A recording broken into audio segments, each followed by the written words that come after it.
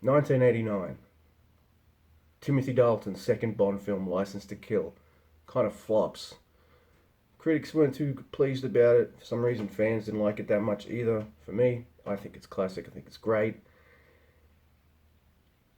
But those two Bond films do things.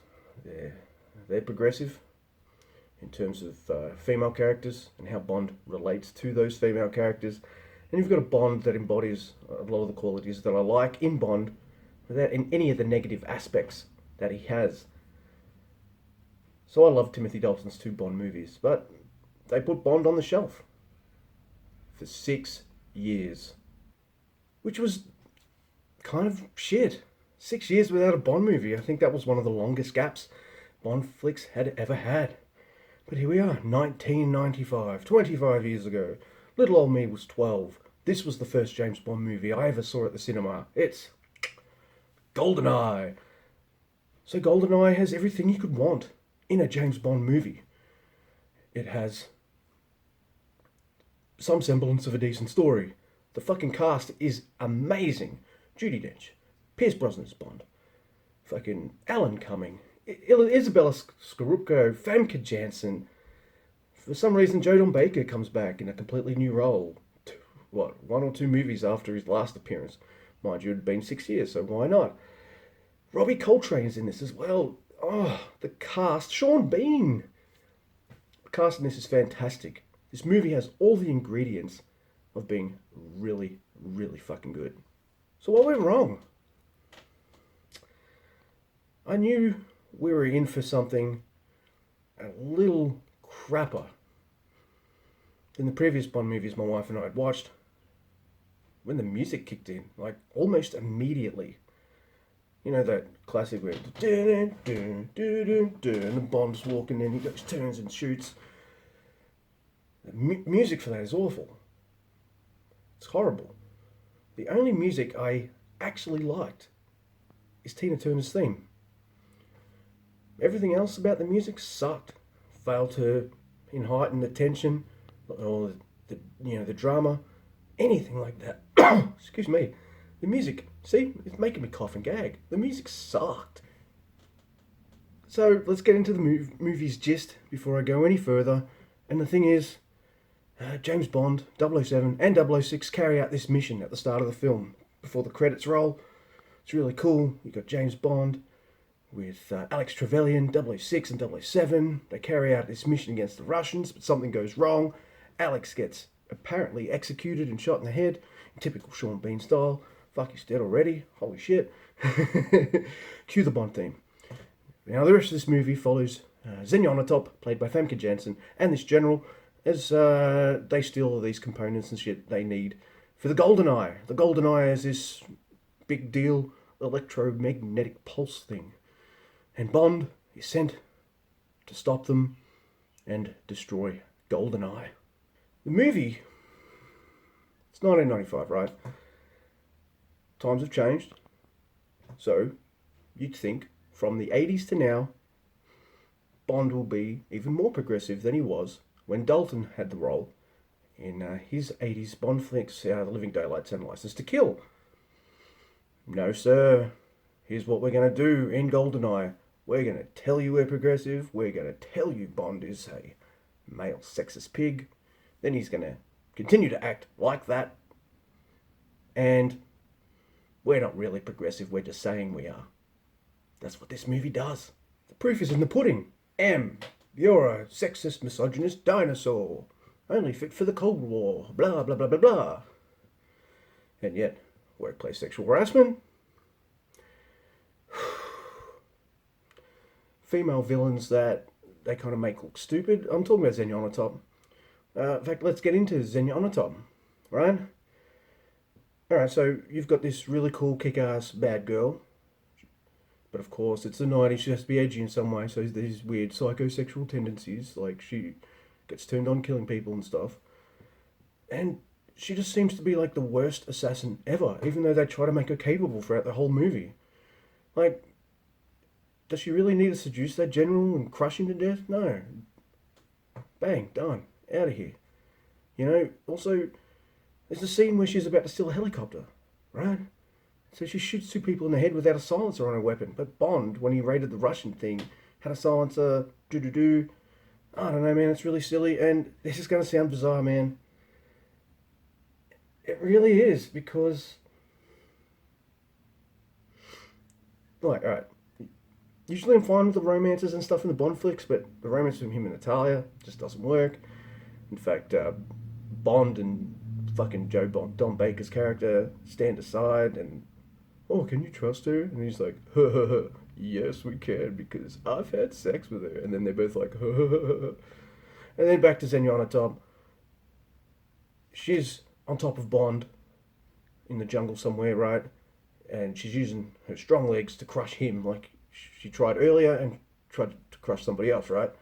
And fucking Bond's arms are up here, right? They're all up here by his side. His arms aren't really trapped. She's trying to crush him. And I'm just thinking, punch her in the face. And I would relax. All right, I'm watching this with my wife, and I said to her, she seems less badass because Bond won't like fight her like she's an equal. Like, look at him. His arms are free, and he's getting crunched to death. And you'd think like, my life's in danger, kapow. You know? Instead, no. He has to wait for Natalia to come and fucking hit her with a fucking tree or something. It was really lame. And it's all in context, right? So the movie says they're being progressive and all this shit, but they're not. The Natalia romance completely fails, even though her character is really cool. Or could have been. And then Zenyatta Top isn't allowed to be this kind of equal badass to Bond because Bond won't treat her as an equal. And that sucks. The only female character they do justice in this movie is Judi Dench as M. I can see why she was one of the things they kept when the Pierce Brosnan era ended and the Daniel Craig era started. In fact, what I loved about her was the contrast. All right, in this movie, she's the new M. And he's like, oh, well, my predecessor, blah, blah, blah. Well, I'm not like that. This is what I'm like. And you're a fucking asshole. Now go do this mission. But come back. Fucking badass. And it contrasts to me, because I watched Casino Royale recently, with how in that movie, even though it's kind of a reboot, like she's the old veteran M, and he's the new person, new Bond. And just how different those relationships are. But this movie tries to be equal. It's not. It's kind of a throwback to 60s Bond. And that's a shame.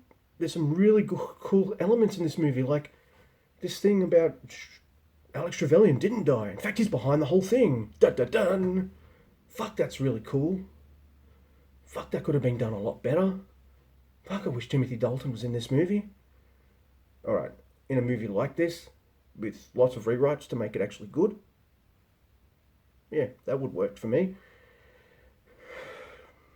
And just nothing really works for me in this movie as much as I thought it would. And it breaks my heart because I remember this one being the best Pierce Brosnan Bond movie. And rewatching this, I don't know why. So what do you do after you try to modernise Bond and it fails? You go as traditional, paint by the numbers, James Bond as you can get. I didn't really like Pierce Brosnan's first outing as Bond.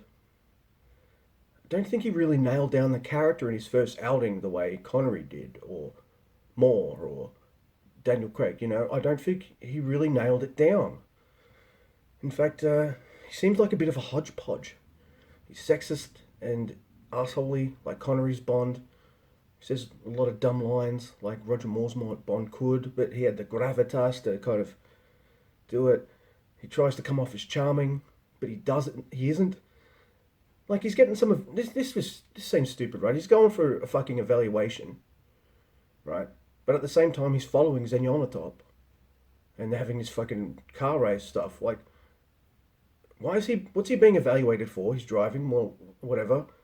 Like, you only see her at the start evaluating that. Then he gets her. Then he goes, "Oh, let's have sex now." And she's like, "Yeah, okay, cool." Really fucking dumb. They fucking failed to I can't say they failed, because this kickstarted Bond movies again. That was a long break, 6 years. And I know some of the Craig movies have had breaks, but you always knew there was another Craig Bond coming, right? So you don't have to wait too long after this one for the next one. And they've been coming out semi-steadily since 1995 now, but this might have been a success to the masses and everything like that in 1995, but it's full of bullshit. It tells you it's progressive by doing nothing progressive at all. It has a fresh Bond and does absolutely nothing new. It's just this cliched Bond mess. It's all the good stuff you like about Bond mixed in with all the crap that you don't like about him. It's like they went backwards because the Dalton ones failed and they really didn't want to fail again. Maybe I feel this way. Maybe I've got these rose-tinted glasses because I saw this one first time when I was 12. My first Bond movie at the cinema. It blew my fucking little mind. I've seen them, almost all of them at the cinema since then. And the video game. Oh my god, I played countless hours of the video game. A lot of people who are gamers have fond memories of GoldenEye on the 64. Great game. But I've played that twice recently in the last year. That game sucks. The control scheme's so shitty, it's borderline unplayable.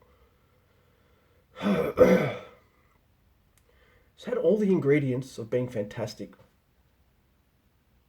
and it's not. Instead, what we have is the lowest ranked Bond movie to date. I thought this was average, and so did my wife. It's the lowest score I've given a Bond film to date. I remember this being great, but it sucked. Alright, it didn't suck. It was average. It gets some things right, it has great ideas behind it. Wonderful actors, great cast. I think Martin Campbell's magnum opus must have been Casino Royale. The writers didn't give him much to work with this one. Or the producers, I don't know. He was the right director, wrong time. His movie, 10 years after this, Casino Royale, mwah! This one, however, 5. He gets a 5 out of 10. Probably the same rank that his movie Green Lantern would have gotten if I would ever watch it, but I don't think I ever will. There it is. What a disappointing Bond flick. Fucking hell. We're done here. Oh. Yeah, you know. Like, share, subscribe, all that shit. Let's do the sticky thing. Tina Turner's the only good thing about you. Everything else was mediocre.